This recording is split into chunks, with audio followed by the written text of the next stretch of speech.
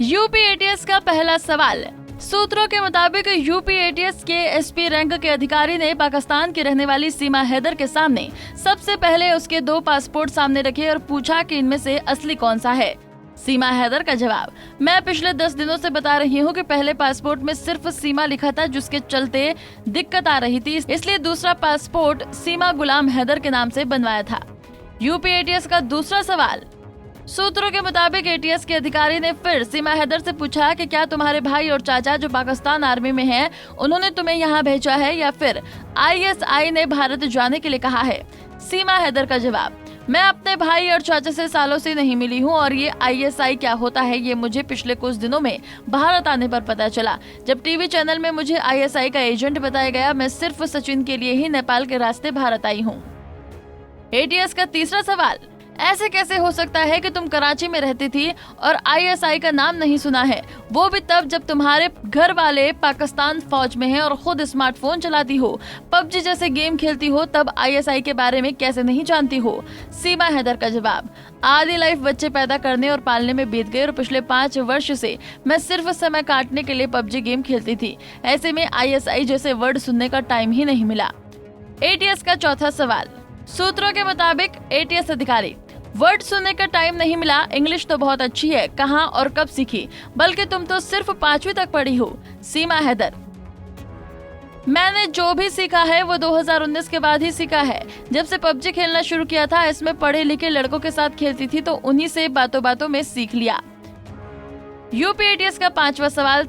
ATS के अधिकारी ने सीमा से पूछा कि तुम अपनी भाषा जो उर्दू, अरबी, सिंधी हो सकती है वो तो नहीं, लेकिन हिंदी व अंग्रेजी बड़े अच्छे तरीके से बोल रही हो, इसकी ट्रेनिंग किसने दी तुम्हें? क्या तुमसे ये कहा गया था कि वहाँ शुद्ध हिंदी में बात करना ताकि भारत के लोगों से जल्द घुल मिल जाओ? हमने सुना है कि शरण, अनर्थ जैसे शब्द बिल्कुल शुद्ध तरीके से बोलती हो। सीमा का जवाब, मुझे किसी ने नहीं सिखाया है, कई बार कह चुकी हूँ कि मैं सिर्फ अपनी मोहब्बत के लिए यहाँ आई हूँ, ना ही किसी ने मुझे ट्रेनिंग दी है और ना ही किसी ने भेजा है। सचिन से बात करते करते मैं हिंदी सीखी हूँ। यूपी एटीएस का 6वां सवाल।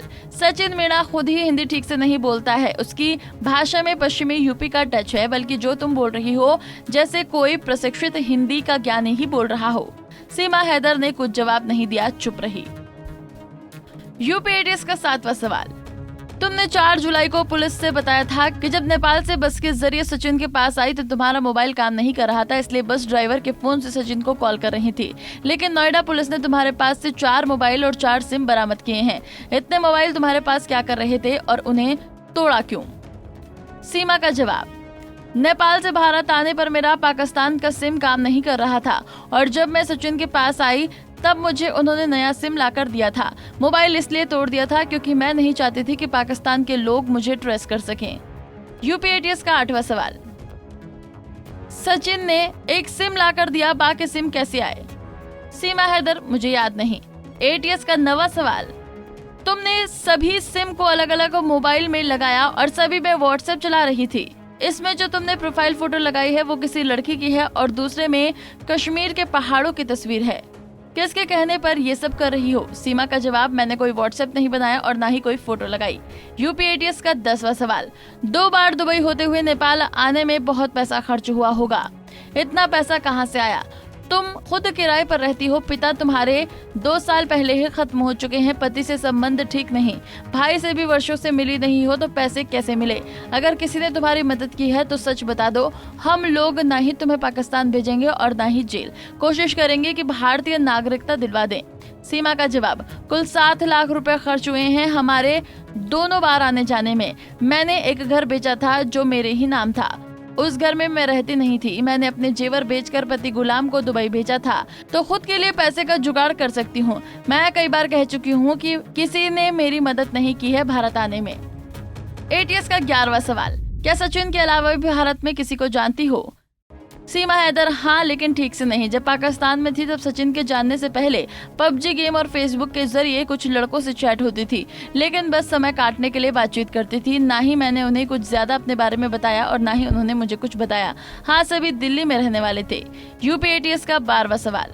तुमने अपने जिंदगी में क्या क्या कर लिया है, तुम्हारी असल उम्र क्या है। तुम 27 साल बताती हो। जब 2014 में तुम्हारी गुलाम से शादी हुई थी तब तुम्हारी उम्र 20 वर्ष थी, यानी कि अभी 29 साल होनी चाहिए। और दोनों पासपोर्ट में तुम्हारी डेट ऑफ बर्थ 2002 लिखी है, यानी कि पासपोर्ट के अनुसार तुम्हारी उम्र 21 है। सीमा का जवाब, मैं 27 वर्ष की ही हूँ। पासपोर्ट में कुछ गड़बड़ हो गया होगा, वहाँ हर जगह पैसा चलता है, न दो तो कुछ न कुछ गलत कर ही देते हैं। गुलाम से शादी जल्दबाजी में हुई थी तो शायद लिखने में कुछ गलती हो गई होगी। यूपीएटीएस का 13वां सवाल, तुम्हारा असली मकसद क्या है भारत आने का। सीमा हैदर का जवाब, मैं पाकिस्तान से इलीगल तरीके से अपने 4 बच्चों को लेकर सिर्फ और सिर्फ सचिन के लिए आई हूँ। मुझे पहले से ही एहसास था कि यदि लोगों को पता चला तो यही होगा जो आज हो रहा है, इसलिए हम और सचिन किराए के मकान में रह रहे थे। मैं थक गई हूँ अब।